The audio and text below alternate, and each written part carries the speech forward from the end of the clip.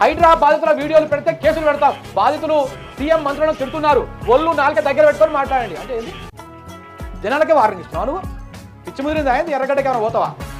ఏం పొన్నం ప్రభాకర్, ఎర్రగడ్డకి ఏమైనా పోతావా? నువ్వు మంత్రి అయితే టఫీస్ అయితే కావచ్చు, కానీ ఒళ్ళు దగ్గర పెట్టుకొని మాట్లాడాలి నా ప్రజలు. మీరు మాత్రం సొక్కం పనులు చేస్తున్నాడా?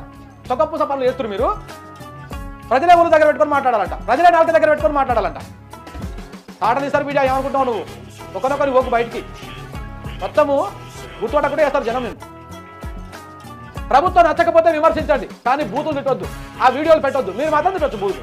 మీ ముఖ్యమంత్రి గారు తొండలు ఇడుతా, లాగులు ఇడుతా, డ్రాయర్లు వీకి మెడలేసుకుంటా, పేగులు వేసి మెడలేసుకుంటా తిట్టొచ్చు. మీరు ముఖ్యమంత్రి తిట్టొచ్చు, మీ మంత్రులు తిట్టొచ్చు, మీరు తిట్టొచ్చు. అన్న దామోదర రాజనరసింహ పాపము మహిళలు పోతే ఆడ ఆ నర్సులతోటి కూడా బూతులు తిట్టొచ్చు,